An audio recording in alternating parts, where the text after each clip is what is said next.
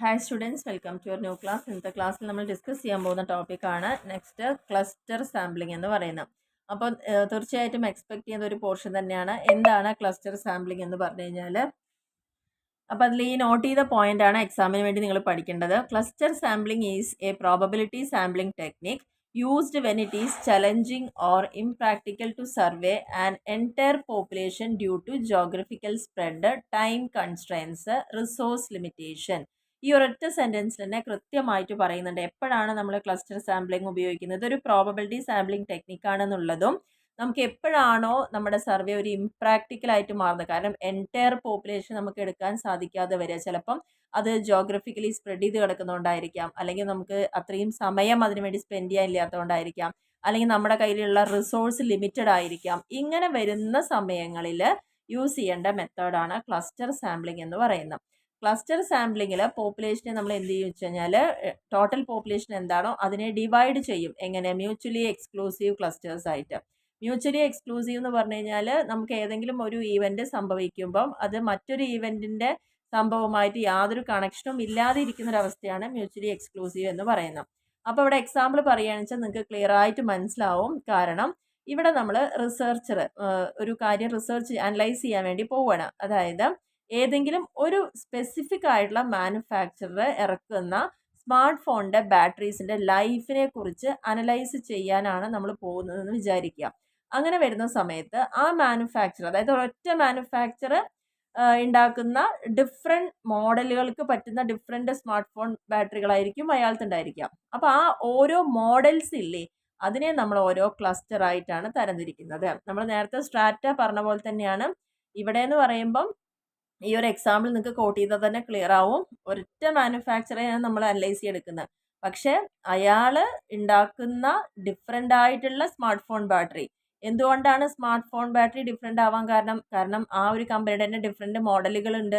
ആ ഡിഫറെൻറ്റ് മോഡലുകൾക്ക് അനുസരിച്ചിട്ടുള്ള ബാറ്ററികൾ ഉണ്ടാക്കുന്നുണ്ട്. അപ്പോൾ ആ ഒരു മാനുഫാക്ചറെ സംബന്ധിച്ചോളം അയാൾ ഇറക്കുന്ന ഒരു 8 10 മോഡലിൻ്റെ ബാറ്ററീസിനെ തമ്മിലാണ് നമ്മൾ സ്റ്റഡി ചെയ്യുന്നത്. അപ്പോൾ ആ ഓരോ മോഡലിനെയും നമ്മൾ എന്തായി തിരിക്കുക? ഓരോ ക്ലസ്റ്ററുകളായിട്ട് തിരിക്കാം. ക്ലസ്റ്റേഴ്സിനെ എങ്ങനെ നമ്മൾ റാൻഡമിലി സെലക്ട് ചെയ്യുക, then all units with the selected clusters.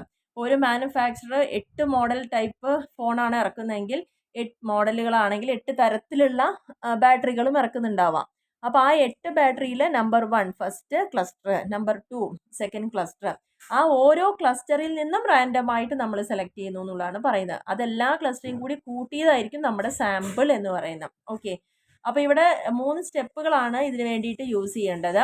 Identify the cluster. First നമ്മൾ ചെയ്യുന്നത് ഏതൊക്കെ ക്ലസ്റ്റേഴ്സ് ആണെന്നുള്ളത് ഐഡൻറ്റിഫൈ ചെയ്യാം. കാരണം ഇവിടെ നമ്മൾ പറഞ്ഞല്ലോ different models of smart phone, അതാണ് ഇതിൻ്റെ sold by a manufacturer. Manufacturer എന്ന് പറയുന്ന ഒരാൾ, ആ ഒരാൾ ഇറക്കുന്ന പല മോഡലുകളുടെ സ്മാർട്ട് ഫോണിൻ്റെ പല മോഡലുകളെയാണ് നമ്മൾ ഓരോ ക്ലസ്റ്ററായി തിരിക്കുന്നത്. Clusters from different geographical location. എന്നിട്ട് അങ്ങനെ ക്ലസ്റ്റർ എടുക്കുന്നത് എങ്ങനെയാണ്? നമ്മൾ പല ജോഗ്രഫിക്കൽ ലൊക്കേഷനിലുള്ള കസ്റ്റമേഴ്സിനെയാണ് അവിടെ നിന്ന് സെലക്ട് ചെയ്യുന്നത്. Use random sampling select clusters. ഈ ക്ലസ്റ്റേഴ്സ് സെലക്ട് ചെയ്ത് കഴിഞ്ഞാൽ റാൻഡം സാമ്പിളിംഗ് അവിടെ യൂസ് ചെയ്യുന്നു. Select all units in the clusters selected. എത്ര ക്ലസ്റ്റർ നമ്മൾ സെലക്ട് ചെയ്യുന്നുണ്ടോ ആ എല്ലാ യൂണിറ്റിൽ നിന്നും നമ്മൾ സാമ്പിൾസ് കളക്ട് ചെയ്യണം എന്നുള്ളതാണ് പറയുന്നത്. ഇനി അങ്ങനെ കളക്ട് ചെയ്യുന്ന സമയത്ത് ആ സൈസ് എന്ന് പറയുന്നത് വളരെ ലാർജ് ആണെങ്കിൽ അപ്പോൾ നമുക്കവിടെ random sampling within cluster identified into step 2 may be used in final sample. അപ്പോൾ നമുക്ക് എന്ത് ചെയ്യാം? ഒരുപാട് ലാർജ് ആണെങ്കിൽ വീണ്ടും റാൻഡമായിട്ട് സെലക്ട് ചെയ്തുകൊണ്ടാണ് ഒരു ഫൈനൽ സാമ്പിളിലേക്ക് നമ്മൾ എത്തുന്നത് എന്നുള്ളതാണ് പറയുന്നത്. അപ്പോൾ ക്ലസ്റ്റർ സാമ്പിളിംഗ് എന്താണെന്നുള്ളത് വളരെ ഇമ്പോർട്ടൻ്റ് ആയിട്ടുള്ളൊരു ടോപ്പിക്കാണ്. ഇനി ക്ലസ്റ്റർ സാമ്പിളിംഗ് ആണെങ്കിൽ അപ്പോൾ അതിൽ നമ്മൾ പ്രത്യേകിച്ച് പറയേണ്ടത് എപ്പോഴാണ് നമ്മളിത് യൂസ് ചെയ്യുന്നത്? Challenging or impractical to survey. ഒരു എൻറ്റയർ പോപ്പുലേഷനെ നമുക്ക് കൃത്യമായിട്ട് സർവേ ചെയ്യാൻ ബുദ്ധിമുട്ട് തോന്നുന്നത്. എന്തുകൊണ്ടാണ് ബുദ്ധിമുട്ട് തോന്നുന്നത്? ചിലപ്പം ഒരുപാട് ജോഗ്രഫിക്കലി സ്പ്രെഡ് ആയിരിക്കാം, ടൈം കൺസ്ട്രെയിൻ്റ് കൊണ്ടോ റിസോഴ്സ് ലിമിറ്റേഷൻ കൊണ്ടൊക്കെയാണ് നമുക്കൊരു പ്രശ്നം ഫേസ് ചെയ്യുന്നതെങ്കിൽ അവിടെ യൂസ് ചെയ്യാൻ പറ്റുന്ന മെത്തേഡാണ് ക്ലസ്റ്റർ സാമ്പിളിംഗ് എന്ന് പറയുന്നത്. ഇനി എന്തൊക്കെയാണ് ഇതിൻ്റെ ക്യാരക്ടറിസ്റ്റിക്സ് എന്ന് പറയുന്നത്? പ്രധാനമായിട്ടും നാച്ചുറൽ ഗ്രൂപ്പിംഗ് ആണ്. നമ്മൾ കിട്ടുന്ന പോപ്പുലേഷനെ കൃത്യമായി ഡിവൈഡ് ചെയ്യുന്നത് ഏതിൻ്റെ ബേസിലാണ്? ക്ലസ്റ്റേഴ്സ് ആക്കിയിട്ടാണ്. അപ്പോൾ ജോഗ്രഫിക്കൽ ലൊക്കേഷനോ ഓർഗനൈസേഷണൽ യൂണിറ്റോ സ്കൂൾസോ വിതിൻ എ ഡിസ്ട്രിക്ട്, അപ്പോൾ അതെല്ലാം ഓരോ ക്ലസ്റ്ററുകളാണ്. അപ്പോൾ അതിൻ്റെ ബേസിലായിരിക്കും. അപ്പോൾ നാച്ചുറൽ ഗ്രൂപ്പിംഗ് അവിടെ നടക്കുന്നുണ്ട്. ഇനി എങ്ങനെയാണ് നമ്മൾ സെലക്ട് ചെയ്യുന്നത്? റാൻഡം സെലക്ഷൻ ആണ് ക്ലസ്റ്റേഴ്സിനെ. പിന്നെ എല്ലാം നമ്മൾ സെലക്ട് ചെയ്തിരിക്കുന്ന ക്ലസ്റ്ററിൽ നിന്നും എല്ലാ ക്വാളിറ്റീസും ക്യാരക്ടറിസ്റ്റിക്സും വരുന്ന സാമ്പിൾസിനായിരിക്കും നമ്മൾ സെലക്ട് ചെയ്യുക. അതുവഴി നമുക്ക് കൂടുതൽ കോസ്റ്റ് റെഡ്യൂസ് ചെയ്യാനും ടൈം എഫിഷ്യൻ്റ് ആയിട്ട് യൂട്ടിലൈസ് ചെയ്യാനും ഒക്കെ സാധിക്കുന്നു എന്നുള്ളതാണ് ഇതിൻ്റെ മെയിൻ ആയിട്ടുള്ള ക്യാരക്ടറിസ്റ്റിക്സ് പറയുന്നത്. ഇനി നെക്സ്റ്റ്, അപ്പോൾ ഇവിടെയൊക്കെ നിങ്ങൾക്ക് ക്ലസ്റ്റർ എന്താണെന്നൊരു 3 മാർക്സിന് ചോദിക്കാം. അതേപോലെ തന്നെ അതിൻ്റെ ക്യാരക്ടറിസ്റ്റിക്സ് മാത്രമായിട്ട് 3 മാർക്സിന് ചോദിക്കാം. ടൈപ്സ് ഓഫ് ക്ലസ്റ്റർ സാമ്പിളിങ് പ്രധാനമായിട്ടും വരുന്നത് ആദ്യത്തെ 1 സ്റ്റേജ് ക്ലസ്റ്റർ സാമ്പിളിംഗ് ആണ്. 1 സ്റ്റേജ് എന്ന് പറയുമ്പോൾ ആ പേര് തന്നെ നമുക്ക് കിട്ടുക entire clusters are randomly selected. എത്ര ക്ലസ്റ്റർ ഉണ്ടോ അതിനെല്ലാം റാൻഡം ആയിട്ട് സെലക്ട് ചെയ്യുക. And all individuals within each selected cluster are surveyed. എന്നിട്ട് നമ്മൾ സെലക്ട് ചെയ്തിരിക്കുന്ന ആ ഒരു ക്ലസ്റ്ററിൻ്റെ ഉള്ളിലുള്ള എല്ലാറ്റിനെയും നമ്മൾ ഇൻഡിവിജ്വലി ആണ് അനലൈസ് ചെയ്യുന്നതെങ്കിൽ അതിനെയാണ് 1 സ്റ്റേജ് ക്ലസ്റ്റർ സാമ്പിളിംഗ് എന്ന് പറയുന്നത്. ഈ ഒരു മെത്തേഡ് വളരെ സ്ട്രെയിറ്റ് ഫോർവേഡ് ആണ്, ഈസിയാണ് ഇംപ്ലിമെൻറ്റ് ചെയ്യാൻ. അതേപോലെ തന്നെ ഏറ്റവും കൂടുതൽ സ്യൂട്ടബിൾ ആവുന്നത് എൻറ്റയർ ക്ലസ്റ്ററും നമുക്ക് സാധ്യമാവുകയാണെങ്കിൽ ആ സമയത്ത് ഉപയോഗിക്കാൻ പറ്റുന്ന, കാരണം ഓരോന്നിനും നമുക്ക് എടുത്തെടുത്ത് പരിശോധിക്കാൻ പറ്റുക എന്ന് പറയുന്നത് നമുക്ക് സാധ്യമാവുന്നത് ഈ 1 സ്റ്റേജ് ക്ലസ്റ്റർ സാമ്പിളിങ്ങിലായിരിക്കും എന്നുള്ളതാണ് പറയുന്നത്. 1 സ്റ്റേജ് ഒരൊറ്റ തവണ എന്ന് പറയുന്നത് എങ്ങനെയാണത്? All individuals within each select, നമ്മൾ എന്താണോ സർവേ ചെയ്യാൻ വേണ്ടി സെലക്ട് ചെയ്തിരിക്കുന്ന ക്ലസ്റ്റർ ഉള്ളത് ആ ക്ലസ്റ്ററിൻ്റെ ഉള്ളിൽ വരുന്ന ഓരോന്നിനെയും നമുക്ക് ഇൻഡിവിജ്വലി അനലൈസ് ചെയ്യാൻ പറ്റുക. അതാണ് 1 സ്റ്റേജ് എന്ന് പറയുന്നത്. അപ്പോൾ ഇതിൻ്റെ അഡ്വാൻറ്റേജ് പറഞ്ഞു കഴിഞ്ഞാൽ സിമ്പിളാണ്, കോസ്റ്റ് ഇഫക്റ്റീവ് ആണ്. അതേപോലെ തന്നെ especially when clusters are small and manageable. നമുക്കിപ്പം നേരത്തെ പറഞ്ഞ ആ ഫോൺ കേസ്, ബാറ്ററിയുടെ കേസ് എന്ന് പറയുമ്പം ആ ഒരു മാനുഫാക്ചർ ആകെ ഒരു 3 മോഡൽ ഉണ്ടാക്കുന്നുള്ളൂ വെച്ചാൽ നമുക്ക് ഈസിയാണ്. കാരണം ആ 3 മോഡലിനെ ഓരോ ക്ലസ്റ്ററായി തിരിച്ചാൽ ആ ഓരോ ക്ലസ്റ്ററിൻ്റെ ഉള്ളിലുള്ള എത്ര സാമ്പിൾ വരുന്നുണ്ടോ എല്ലാറ്റിനെയും നമുക്ക് അവിടെ, കാരണം ആ സ്മോൾ ആയതുകൊണ്ട് ക്ലസ്റ്ററിൻ്റെ എല്ലാറ്റിനും നമുക്ക് യൂസ് ചെയ്യാൻ പറ്റും, മാനേജ് ചെയ്യാൻ പറ്റും. അതുപോലെ ലോജിസ്റ്റിക്കൽ ഇഷ്യൂസൊക്കെ റെഡ്യൂസ് ചെയ്യാൻ പറ്റുക, അതൊക്കെയാണ് ഇതിൻ്റെ പ്രത്യേകത എന്ന് പറയുന്നത്. ഡിസഡ്വാൻറ്റേജ് എന്ന് പറയുന്നത് സാമ്പിളിംഗ് എറർ ഇൻക്രീസ് ചെയ്യാനുള്ള സാധ്യത കൂടുതലാണ്. കാരണം നമ്മൾ ഒരൊറ്റ ക്ലസ്റ്ററിൻ്റെ ഉള്ളിലത്തെ കാര്യങ്ങൾ മാത്രമാണ് ഇവിടെ നമ്മൾ നോക്കുന്നത്. എൻറ്റയർ പോപ്പുലേഷനെ ഒരിക്കലും ഇത് റെപ്രസെൻറ്റ് ചെയ്തോളണമെന്നില്ല. കാരണം 5 ക്ലസ്റ്റർ ഉണ്ടെങ്കിൽ ഒരു ക്ലസ്റ്ററിൻ്റെ ഉള്ളിലുള്ള കാര്യങ്ങളെയാണ് ഓരോന്നിനെ ഡീറ്റെയിലായി പോകുന്നുള്ളൂ. അപ്പോൾ അതുകൊണ്ട് അവിടെ എറർ ഉണ്ടാവാനുള്ള സാധ്യതയൊക്കെ കൂടുതലാണ്. ഇപ്പോൾ ഒരു കമ്പനി അവരുടെ കസ്റ്റമറുടെ സാറ്റിസ്ഫാക്ഷൻ എത്രത്തോളം സർവേ ചെയ്യണം across multiple stores national, India ഒട്ടാകെ അവർക്ക് കമ്പനി ഉണ്ടെന്ന് വിചാരിക്കുക. ആ ഓരോ കമ്പനിയുടെ പ്രൊഡക്റ്റും വാങ്ങുന്ന കസ്റ്റമറെ സാറ്റിസ്ഫൈ ചെയ്യണം. ഇൻ 1 സ്റ്റേജ് ക്ലസ്റ്റർ സാമ്പിളിംഗ് ആണെങ്കിൽ company might randomly select 5 stores from list of 50 stores and survey all customers at those 5 stores. ഇവിടെ എന്താ ചെയ്യുന്നത്? ഇന്ത്യ ഒട്ടാകെ ആൾക്ക് കടകളുണ്ടെങ്കിലും നമുക്ക് ഏത് മാത്രമേ പറ്റുള്ളൂ? 50 സ്റ്റോറിൻ്റെ ലിസ്റ്റ് എടുത്തിട്ട് അതിൽ 5 സ്റ്റോർ മാത്രമാണ് നമ്മൾ സർവേ ചെയ്യുന്നത്. അതിനാണ് 1 സ്റ്റേജ് ക്ലസ്റ്റർ സാമ്പിളിംഗ് എന്ന് പറയുന്നത്. ഇനി നെക്സ്റ്റ് 2 സ്റ്റേജ്. അപ്പോൾ ആ പേരിൽ തന്നെ ഉണ്ട്, ഇവിടെ 2 ഘട്ടങ്ങളിലൂടെയാണ് സാമ്പിളിംഗ് നടക്കുന്നത്. ഇതിൽ random sample of clusters is first selected. ആദ്യം നമ്മൾ എന്ത് ചെയ്യും? ആദ്യം എത്ര ക്ലസ്റ്റർ ഉണ്ട് നോക്കും. ആ ക്ലസ്റ്ററിൽ നിന്ന് റാൻഡം ആയിട്ടാണ്, അപ്പോൾ ഒരു 100 ക്ലസ്റ്ററായി തിരിച്ചു കഴിഞ്ഞാൽ ചിലപ്പോൾ അതിൽ നിന്ന് 50 എണ്ണം മാത്രമാണ് റാൻഡമായി സെലക്ട് ചെയ്യുന്ന ക്ലസ്റ്റർ ആയിട്ട് ഉണ്ടാവുന്നുള്ളൂ. അതാണ് ഫസ്റ്റ് സെലക്ഷൻ എന്ന് പറയുന്നത്, അല്ലെങ്കിൽ ഒരു സ്റ്റേജ് എന്ന് പറയുന്നത്. ഇനി സെലക്ട് ചെയ്തതിൽ നിന്ന് വീണ്ടും റാൻഡം സാമ്പിൾ ആയിട്ടുള്ള ഇൻഡിവിജ്വൽസിനെയാണ് ആയിരിക്കും ആ സെലക്ട് ചെയ്ത ക്ലസ്റ്ററിൽ നിന്ന് എടുക്കുക. അപ്പോൾ 2 ഘട്ടമാണ്, അതാണ് 2 സ്റ്റേജ് എന്ന് പറയുന്നത്. ഫസ്റ്റ് ടോട്ടൽ ക്ലസ്റ്റർ എത്ര ഉണ്ട് നോക്കും. ആ ക്ലസ്റ്ററിൽ നിന്ന് റാൻഡം ആയിട്ട് കുറച്ചെണ്ണത്തിനെ സെലക്ട് ചെയ്യണം. അപ്പോൾ അവിടെ ഫസ്റ്റ് സ്റ്റേജ് കഴിഞ്ഞു. പിന്നെ രണ്ടാമത്തെ സ്റ്റേജ് എന്ന് പറയുന്നത് സെലക്ട് ചെയ്ത ക്ലസ്റ്റേഴ്സ് ഏതാണോ അതിൽ നിന്നാണ് റാൻഡം ആയിട്ട് വീണ്ടും സാമ്പിൾ സെലക്ട് ചെയ്യുന്നതെങ്കിൽ അതിനെയാണ് 2 സ്റ്റേജ് ക്ലസ്റ്റർ എന്ന് പറയുന്നത്. അപ്പോൾ ഇതിൻ്റെ അഡ്വാൻറ്റേജും ഡിസഡ്വാൻറ്റേജും നമുക്ക് കുറച്ചും കൂടി എളുപ്പമായിട്ട് മനസ്സിലാവുണ്ടാകുന്ന വിചാരിക്കും. കുറച്ചും കൂടി, കാരണം 1 സ്റ്റേജിനെക്കാട്ടിലും ഒന്നുകൂടി പ്രിസൈസ് ആയിരിക്കും ഇത്. അതുപോലെ കോസ്റ്റ് ഇഫക്റ്റീവ് ആണ്. ഡിസഡ്വാൻറ്റേജ് പറഞ്ഞാൽ ഒരുപാട് കോംപ്ലക്സ് ആണ് ഇത്, കാരണം ഓരോ സ്റ്റേജ് വൈസ് ഇംപ്ലിമെൻറ്റ് ചെയ്യാന്ന് പറയുമ്പം കുറച്ച് ബുദ്ധിമുട്ടാണ്. Random sampling within each cluster ഉണ്ടെങ്കിൽ മാത്രമാണ് ഇത് ചെയ്യാൻ പറ്റുള്ളൂ എന്നുള്ളതൊക്കെയാണ് പറയുന്നത്. മൂന്നാമത്തെയാണ് മൾട്ടി സ്റ്റേജ് ക്ലസ്റ്റർ സാമ്പിളിംഗ് എന്ന്. അപ്പം 3 ടൈപ്പാണ് നമുക്ക് ക്ലസ്റ്റർ സാമ്പിളിംഗ് ഉള്ളത്. 1 stage, 2 stage, multi stage. Multi stage പറയുമ്പം ഇവിടെ എന്താണ്, ഒരു സ്റ്റേജ് അല്ല, 2 സ്റ്റേജ് അല്ല, ഒന്നിലധികം സ്റ്റേജസിലൂടെ ആയിരിക്കും ഇവിടെ സാമ്പിളിംഗ് എടുക്കുന്നുണ്ടാവുക എന്നുള്ളതാണ് പറയുന്നത്. അപ്പോൾ multi stage cluster sampling involves multiple stages ആണ് വരുന്നത്. സാമ്പിളിംഗ് വിതിൻ ക്ലസ്റ്റേഴ്സ്, ക്ലസ്റ്ററിൻ്റെ ഉള്ളിൽ തന്നെ ഒരു 2ഓ അതിലധികമോ സ്റ്റേജിലൂടെയാണ് സെലക്ഷൻ വരുന്നതെങ്കിൽ അതിനെയാണ് മൾട്ടിപ്പിൾ സ്റ്റേജ് അല്ലെങ്കിൽ മൾട്ടി എന്ന് പറയുന്നത്. After selecting clusters further clusters or sub groups within them are chosen.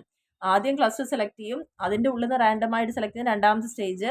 ആ സെലക്ട് ചെയ്യുന്നതിൻ്റെ ഉള്ളിൽ തന്നെ വീണ്ടും സബ് ഗ്രൂപ്പുകളാക്കി തിരിച്ച് അതിൽ നിന്ന് സെലക്ട് ചെയ്യുക. ഹൈറാർക്കിക്കൽ ഫാഷൻ്റെ മുകളിൽ നമ്മൾ സെലക്ട് ചെയ്യുമ്പം അത് മൾട്ടിപ്പിളായി മാറണം. ഇത് ഹൈലി ഫ്ലെക്സിബിൾ ആയിരിക്കും. ലാർജ് ആൻഡ് ജോഗ്രഫിക്കലി ഡിസ്പേഴ്സ്ഡ് ആയിട്ട് ഒരു പോപ്പുലേഷൻ ആണെങ്കിൽ അതിന് കുറച്ച് സ്യൂട്ടബിൾ ആയിരിക്കും. പിന്നെ enable sampling or specific subgroups within clusters. എപ്പോഴത് യൂസ് ചെയ്യുക? കുറേ ക്ലസ്റ്റർ ഉണ്ടാവാം, അതിൽ 2ഉം 3ഉം പ്രാവശ്യം ഓരോന്നിനെയും മരിച്ചെടുക്കാൻ നമുക്ക് സാധിക്കുന്നുണ്ടെങ്കിൽ അത് തന്നെയാണ് ഈ ഒരു മൾട്ടി സ്റ്റേജിൽ വരുന്നത്.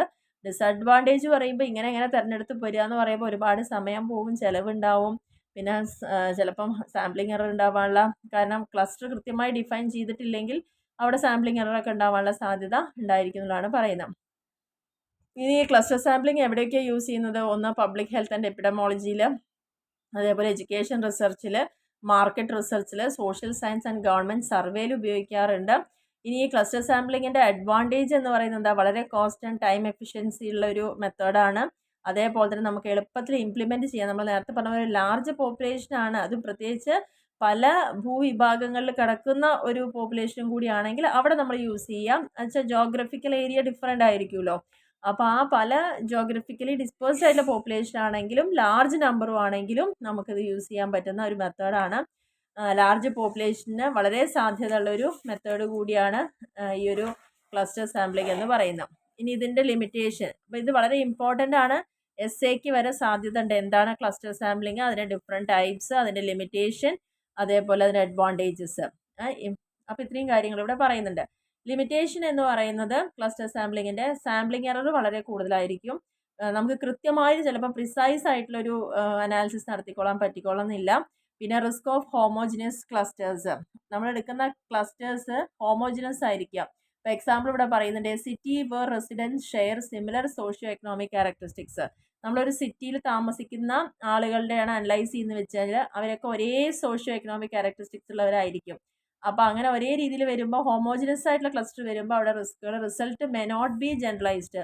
അപ്പോൾ അങ്ങനെ വരുന്ന സമയത്ത് നമുക്ക് കിട്ടുന്ന റിസൾട്ടിനെ പല പോപ്പുലേഷനായിട്ട് കമ്പയർ ചെയ്ത് നമുക്ക് പറയാൻ പറ്റില്ല. കാരണം ഇവിടെ നമ്മൾ എടുക്കുന്ന എല്ലാം ഒരേ ക്യാരക്ടറിസ്റ്റിക്സ് ഉള്ളതെന്നായിരിക്കും. അതാണ് ഇതിൻ്റെ പ്രത്യേകത.